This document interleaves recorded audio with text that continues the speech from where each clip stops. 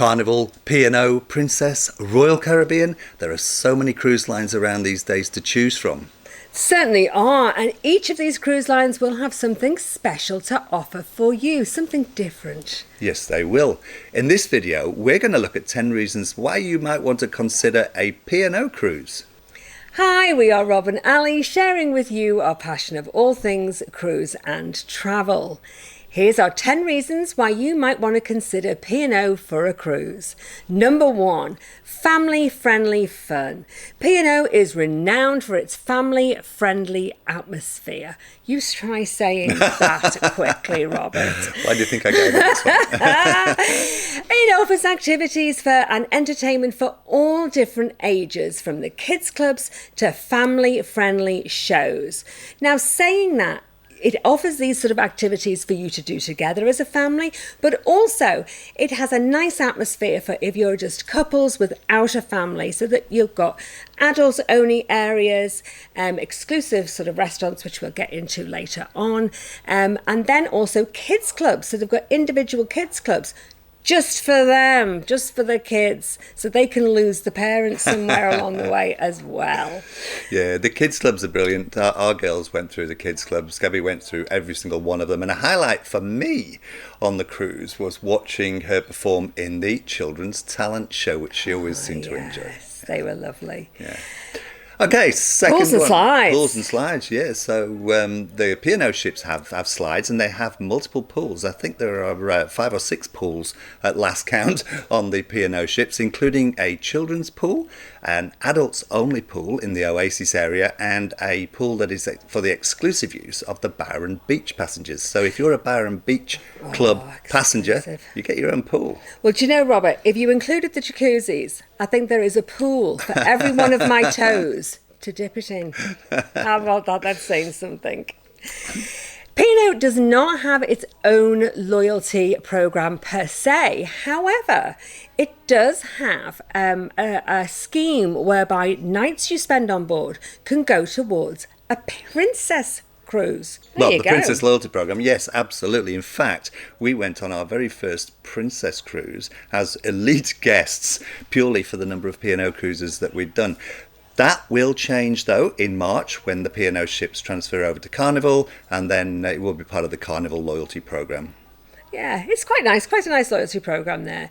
Choice of dining. Oh, tell me all about this choice of dining, Robert. Oh, there's plenty of choice for dining for the evening. For example, there are 3 included dining restaurants of different cuisines. There is the Australian one in the Waterfront restaurant, and then you have Angelo's, which is Italian, and you have Dragon Lady, which is an Asian fusion. That's right. Now they're all included, and you can choose which one you want to go to. You can mix them up. You can just have one for your entire cruise if you want, but they are available.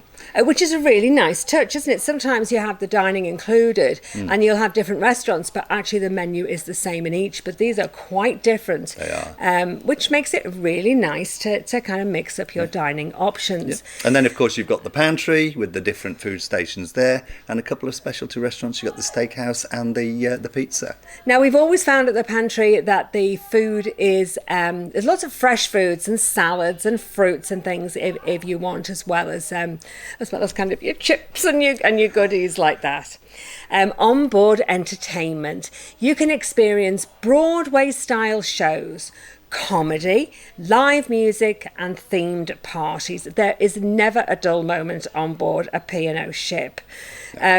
You'll always have music in kind of the atrium area where you'll have live music. There is live music around the ship quite a lot, and if you include there the trivias and the quizzes and the competitions that they have on board, you'll never be short of something to do. Yeah, there's all the sports, there's kind of sports competitions as well. Very much a bit of fun, you know. You don't have to be sporty to take part in these, which all adds to the... Lawn bowls and shuffleboard doesn't take a lot of energy, does it? Yeah, makes it very, very friendly. Now, for those of you who like a little bit of luxury, P&O cruises also have their spa and wellness facilities. The Elemis Spa are, absolutely. Elmer's, world famous Elmer's, for those who like all those beauty treatments and the massages and things. Beautiful, very highly trained staff in those, and they also they've also got the very well stocked fitness and gym centres. Absolutely, yes, a great gym actually on the P&O ships. I enjoy going there myself. Just to have a look. We've tested out every single piece of equipment, haven't we, on those cruise ships? We absolutely have. Now, P&O ships are renowned for their casual and fun atmosphere. You can get dressed up. They do have formal nights. You can dress just up just as much as you want, or you can be just as casual as you want. It's fine on the P&O ship. It's not a stuffy cruise line. It's a very casual, relaxed, laid back. Yeah, it really is. Yeah. Now, another thing that might kind of switch you onto a P&O cruise is its affordable pricing. Oh, yes. And it's in US dollars. And yeah, it's not in US dollars, it's in Australian dollars. It is in Australian dollars, you're absolutely right. The P&O cruises are very affordable, and they seem to have a flash sale every 3 or 4 weeks. Yeah. So look out for the flash sales if you're interested in a P&O. There are some great bargains to be had on the flash sales. Most of the things are included. You don't need to spend anything on a P&O cruise. It's true there are a few more things, options that you can pay for than some of the other cruise lines, but then you're getting a great price when you buy the cruise. So it's a bit of a trade-off. And as you said, everything is in Australian dollars, so you've not got that conversion and that shock of realizing that you've actually spent twice as much as you thought, because it's all in US dollars or some others. So the gratuities will be included. That's Obviously, true. your drinks and drinks packages are not. They're going to be on top of that, but everything else is included. Now, when Robert's alluding to the extras that you can pay for on the dining options, so you don't have to go to a specialty restaurant, I actually think this is a plus point. I don't think this is a negative point for this. So on your ordinary dining options, you can upgrade some of the options you have. So if you wanted extra prawns, say, in your pasta when you're in the Italian, or I think I got smoked salmon last time. I think you did the salmon and the prawns in the same meal. I think I did. It was a few dollars. It was literally a few dollars. It wasn't a lot, you're right. And if you want, it's kind of the extra special fat steak chips, it's a few dollars. Now, I quite like that as an option, because I'd rather me just pick out those extra special things without having to go to the full expense of going specialty dining.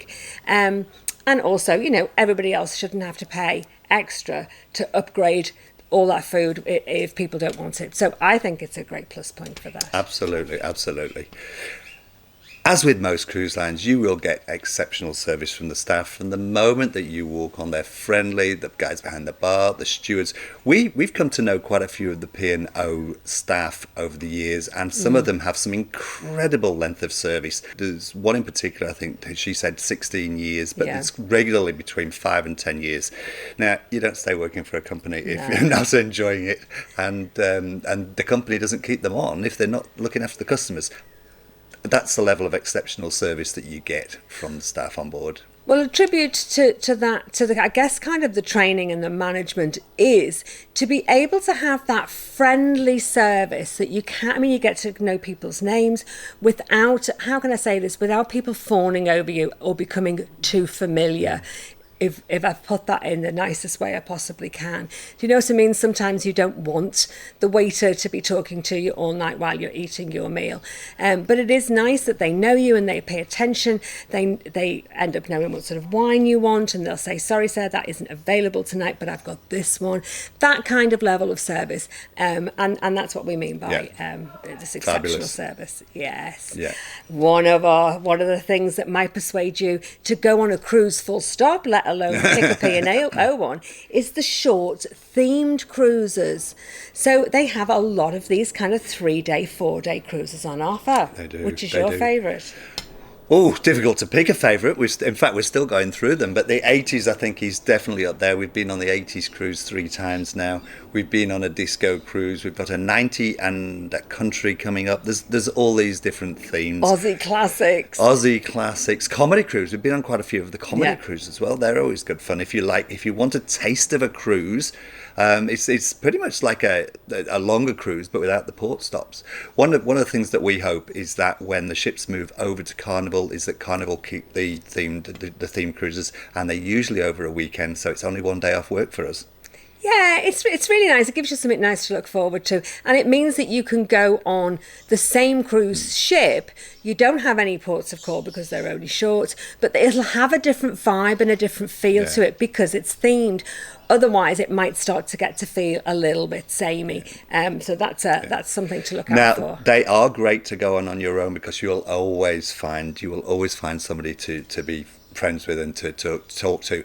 However, they're also great if there's a group of you and you want to just go away and let your hair down for the weekend. If you want to go on a girls' night or a boys' night, well, not night, weekend away, or if you're celebrating a birthday or something like that, fabulous for that. And they're usually quite well priced as well. Yes, very, very well priced. Yeah. And of course, then there's the longer cruises. They will cater, more luxurious if you go on a longer one. I feel you kind of you do a little bit more, and you'll splash out on these specialty restaurants that you can have. That's right. Now, we did say 10 and we've done 10, but talking of the theme cruises reminded me of another one, the P&O parties.